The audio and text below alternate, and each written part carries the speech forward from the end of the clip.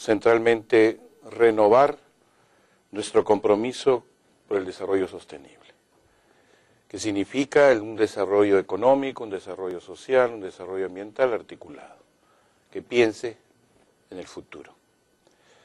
Efectivamente, creo que en eso estamos todos de acuerdo, pero también he escuchado mucho escepticismo frente a la reunión que viene. Yo creo que hay que superar el escepticismo, porque de lo que se trata es de renovar, volver a apostar, volver a mantener los principios que de alguna manera crearon este espacio y esta perspectiva. Yo creo que es difícil, pero no hay que deprimirse porque Canadá se vaya o porque los BRIC quieran desarrollarse de una manera determinada sin respetar el medio ambiente. Pero esa es la realidad, pues. Cuando se constituye el mundo moderno, se habló de igualdad, fraternidad, libertad. Llevaban 200 años. Y hay que reafirmar esas banderas, a pesar de que muchas veces hayamos hecho otras cosas, ¿no? Y a veces evaluamos, decimos, ¿dónde está la fraternidad? ¿Dónde está la igualdad? ¿Dónde está la libertad? Pero siempre hay que reafirmar esas cosas. Y en este caso, habrá que reafirmar lo que significa la defensa de bosques, los convenios sobre biodiversidad biológica, sobre desarrollo sostenible, etcétera, etcétera. Pero eso hay que hacerlo. Eso es un tema fundamental.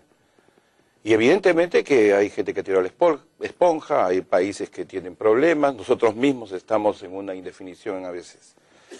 Entonces yo creo que hay que superar el escepticismo y hay que ser firmes. Porque para nosotros es un problema vital ahora. Porque nosotros sí tenemos problemas y hay que ver cómo nos vamos a enfrentar en esto.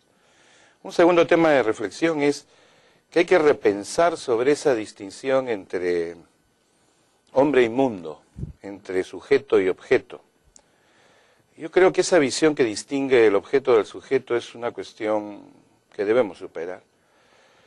Está bien para el análisis, no para la comprensión integral de las cosas. Yo creo que nosotros como especie somos naturaleza, sino ¿qué cosas somos? Somos parte de esta naturaleza, somos fruto de esos milenios de construcción de la naturaleza, pero somos esa naturaleza viva y consciente de sí. Esto no tiene nada de nuevo, esto lo dijo Aristóteles. O sea, ser consciente de sí hace que la especie tome una responsabilidad sobre la naturaleza. Y lo que hemos hecho es olvidarnos de esa responsabilidad con nosotros mismos, con nuestra propia condición natural. Y eso es como dispararse a los pies, pues. Y hemos generado problemas y hemos generado dificultades a nuestro propio desarrollo. Salvar la Tierra es también salvarnos. Por eso es importante no distinguir eso. Yo también comparto la idea que el planeta no nos necesita. Pero ¿qué sentido tiene un planeta que no nos tiene a nosotros como especie? También habría que preguntarse por el otro lado.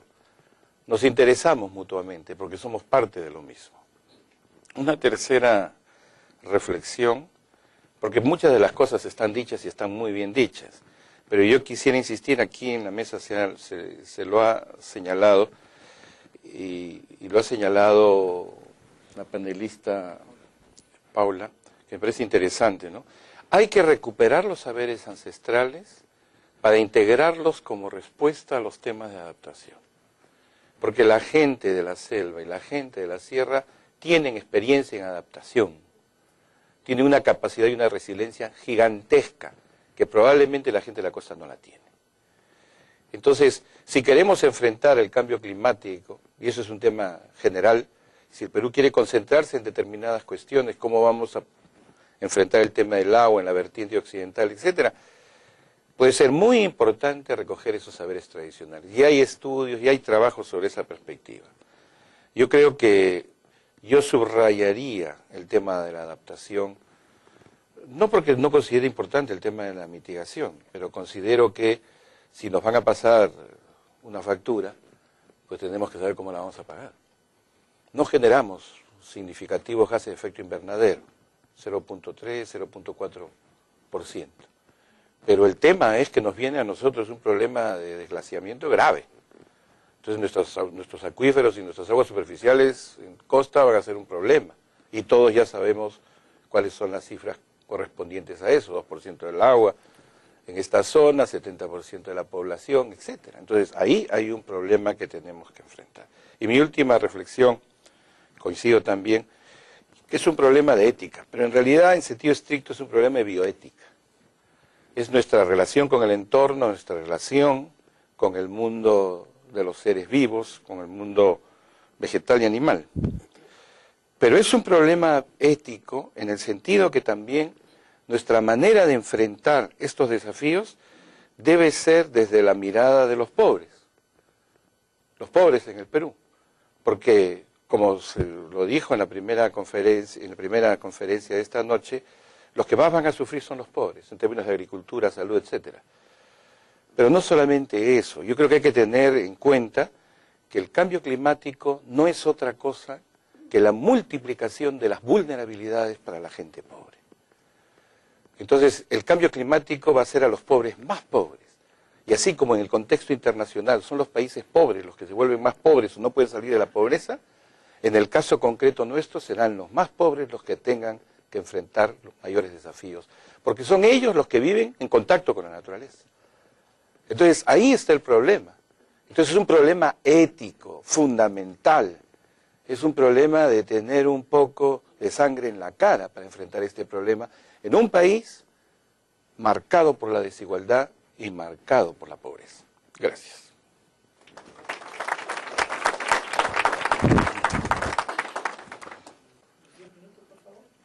Sí, gracias. Breve, 3 anotaciones. Yo creo que esta conferencia de Río 20 se va a llevar a cabo en un marco que no podemos perder de vista, en un contexto un poco problemático, no un poco sino problemático. Hay que tener en cuenta que se está llevando a cabo en medio de una crisis que afecta sobre todo a la Unión Europea, que en cierta forma es una institución multinacional que viene soportando el peso, la responsabilidad de todo lo que tiene que ver con el cambio climático y el desarrollo sostenible en el planeta. Y esto decididamente va a afectar el ambiente y las decisiones que puedan tomarse en el marco de esta conferencia. Esto no hay que perderlo de vista, que entre los juegos de poder a nivel internacional, la posición de Estados Unidos especialmente, la posición de Rusia que acaba de salir en Durban, acaba de salir, retirarse de la Convención de Cambio Climático, Japón también acaba de abandonar, Canadá. Eso marca ya un punto crítico en el marco de esta conferencia Río Plus 20. Eso por una parte, por el lado, digamos, de la crisis financiera, la crisis económica, que todavía no toca a fondo y que va a afectar el conjunto de la economía a nivel mundial. El otro aspecto que yo quiero destacar aquí es el papel de los llamados países economías emergentes. Es otra cosa que no podemos dejar de tener en cuenta. El papel de China, el papel de la India. La India es un mercado de 700 millones de personas. La China, ya lo sabemos, mercado de 1.000 millones de habitantes.